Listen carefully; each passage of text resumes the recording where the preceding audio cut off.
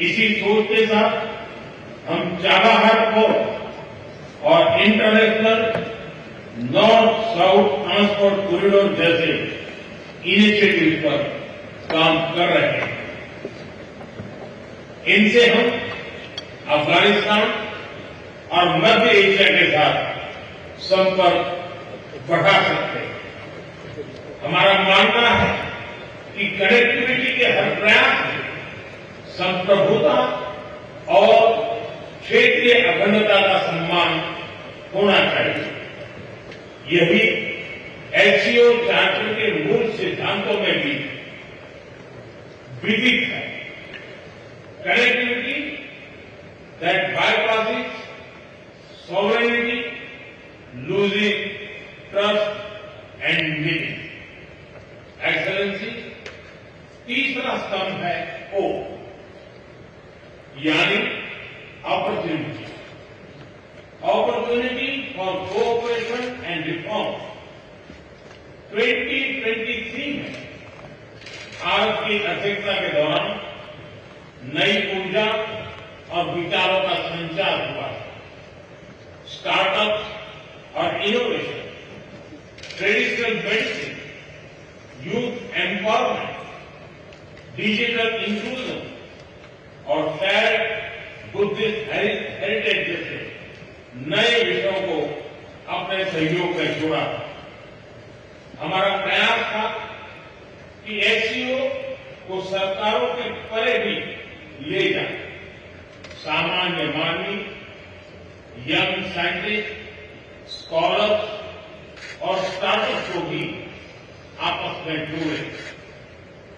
हमारे people to people time को दृढ़ता देने के लिए मैं आज एक और सुझाव रखना चाहूंगा। एससीओ के अंतर्गत एक सिविलाइजेशन डायलॉग फोरम बनाया है।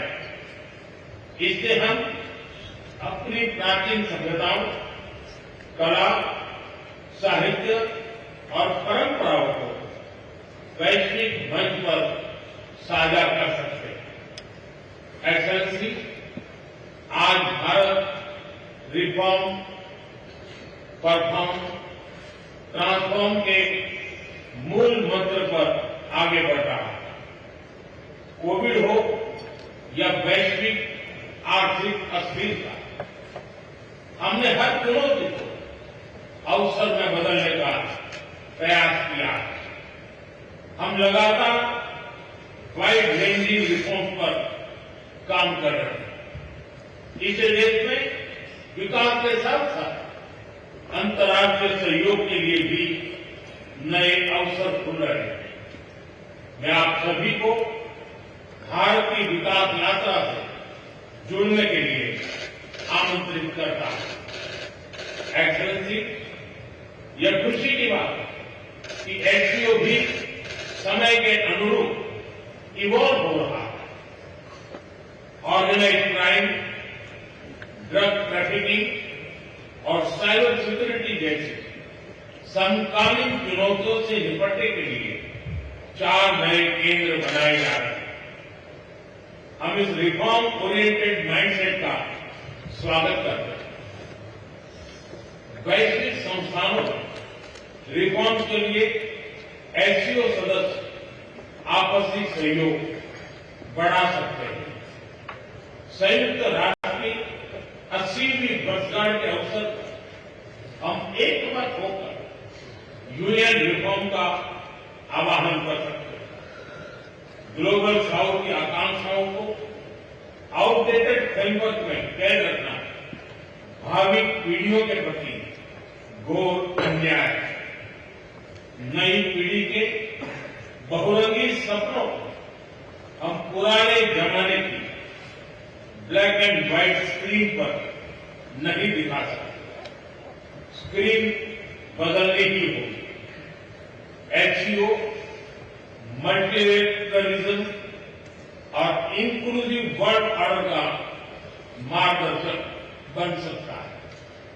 मुझे खुशी है कि इस महत्वपूर्ण विषय पर आज एक स्टेटमेंट जारी किया जा रहा है। एक्सेलेंसी, हम सभी पार्टनर्स के साथ समन्वय और सहयोग के साथ आगे बढ़ रहे हैं।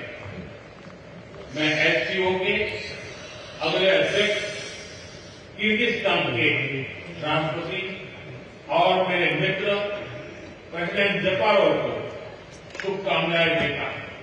बहुत बहुत धन्यवाद।